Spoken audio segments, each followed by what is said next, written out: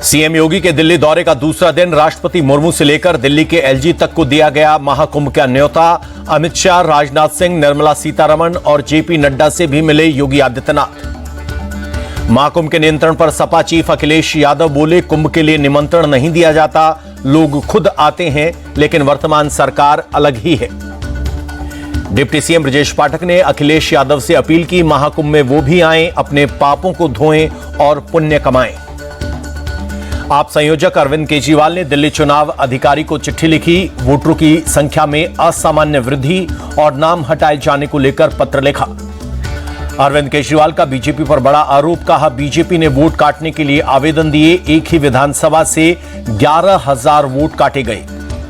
केजरीवाल बोले, नई दिल्ली सीट से 5,000 वोट काटने के आवेदन किए, ये लोग हर हाल में चुनाव जीतना चाहते हैं, चुनाव के नाम पर दिल्ली में खेल चल रहा है। आप सांसद संजय सिंह ने बीजेपी पर हमला बोला, कहा दिल्ली की सभी योजनाओं को रोकना बीजेपी का एकमात्र मकसद है। संजय सिंह ने दावा किया, बीजेपी वाले मेरी पत्नी का भी वोटर लिस्ट से नाम कटवाने के लिए 2 बार एप्लीकेशन दे चुके हैं। केंद्रीय मंत्री हरदीप सिंह पुरी बोले, केजरीवाल बीजेपी पर रोहिंग्याओं को बसाने का आरोप लगाते हैं, जबकि आम आदमी पार्टी ने वोट के लिए रोहिंग्याओं को दिल्ली में बसाया। दिल्ली चुनाव को लेकर हरदीप पुरी ने दावा किया, हरियाणा और महाराष्ट्र चुनाव जैसे ही नतीजे दिल्ली में आएंगे। दिल्ली पुलिस ने वसंत कुंज में अवैध बांग्लादेशियों की पहचान के लिए अभियान चलाया। दिल्ली चुनाव में रोहिंग्या और अवैध बांग्लादेशी मुद्दा है। साउथ दिल्ली से 7 बांग्लादेशियों को डिपोर्ट किया गया, दिल्ली पुलिस ने जानकारी दी। अरविंद केजरीवाल के दावे की पोल खुल गई, ट्रांसपोर्ट डिपार्टमेंट के एसीएस ने लिखित जवाब दिया, सीएम आतिशी के खिलाफ कोई जांच नहीं चल रही। केजरीवाल ने कुछ दिन पहले दावा किया था कि ट्रांसपोर्ट डिपार्टमेंट में सीएम आतिशी के खिलाफ जांच की जा रही है, जिसके बाद आतिशी को अरेस्ट कर लिया जाएगा। ट्रांसपोर्ट डिपार्टमेंट के स्पष्टीकरण के बाद बीजेपी हमलावर हुई। दिल्ली बीजेपी चीफ वीरेंद्र सचदेवा बोले, जनता जानती है केजरीवाल कैसी राजनीति करते हैं। केंद्रीय मंत्री रवनीत सिंह बिट्टू बोले, पंजाब की महिलाओं से भी आम आदमी पार्टी ने हर महीने 1,000 रुपए देने का वादा किया था, अब वही झूठ दिल्ली में दोहरा रही है। दिल्ली में बीजेपी मुख्यालय में संगठन पर्व को लेकर बैठक, जेपी नड्डा समेत कई बड़े नेता हुए शामिल। 10 जनवरी तक बीजेपी के सभी जिला अध्यक्षों, 15 जनवरी तक सभी प्रदेश अध्यक्षों का चुनाव हो जाएगा। उसके बाद बीजेपी के राष्ट्रीय अध्यक्ष का चुनाव होगा, जेपी नड्डा ने दी जानकारी। बीआरएस विधायक के कविता 10 महीने बाद अपने विधानसभा क्षेत्र पहुंची, लोगों ने भव्य स्वागत किया। दिल्ली शराब घोटाले में जेल में बंद थी के कविता। पटना में बीपीएससी छात्रों पर पानी की बौछार, प्रोटेस्ट कर रहे छात्रों पर वाटर कैनन का इस्तेमाल, पुलिस ने छात्रों पर चलाई लाठियां। प्रदर्शनकारी छात्रों को मिला जन सुराज चीफ प्रशांत किशोर का साथ, गांधी मैदान पहुंचकर सरकार के खिलाफ की नारेबाजी। मन की बात कार्यक्रम का 170वां एपिसोड, पीएम मोदी बोले, 26 जनवरी को संविधान को लागू हुए 75 साल पूरे होंगे, संविधान देश का मार्गदर्शन करता है। पीएम ने महाकुंभ का भी जिक्र किया, बोले कुंभ की विशेषता विविधता में है, महाकुंभ का संदेश एक हो पूरा देश। पीएम ने फिटनेस के प्रति लोगों में जागरूकता फैलाई, कहा साइकिलिंग के फायदे से युवा प्रभावित हो रहे हैं। दिल्ली के यमुना घाट पर पूर्व प्रधानमंत्री मनमोहन सिंह की अस्थियों को विसर्जित किया गया। गुरुद्वारा मजनू का टीला में शब्द कीर्तन, पाठ और अरदास भी की गई। केंद्रीय मंत्री हरदीप पुरी का बयान, मनमोहन सिंह की अस्थि विसर्जन के दौरान कांग्रेस की तरफ से कोई शामिल नहीं हुआ, लेकिन हमारे लोग प्रोग्राम में शामिल हुए। हरियाणा के मंत्री अनिल विज बोले, राहुल गांधी और कांग्रेस को मनमोहन सिंह के नाम पर राजनीति करने पर शर्म आनी चाहिए।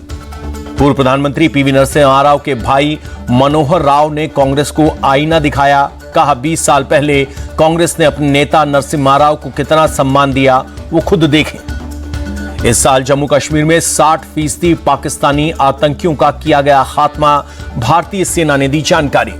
विशाखापट्टनम के रामाकृष्णा बीच पर नौसेना के जवानों ने ऑपरेशन डेमोन्स्ट्रेशन का रिहर्सल किया। 4 जनवरी को आर के बीच पर फाइनल शो होगा। छत्तीसगढ़ बना देश का विकास मॉडल, विष्णुदेव साय की सरकार ने नई मिसाल कायम की।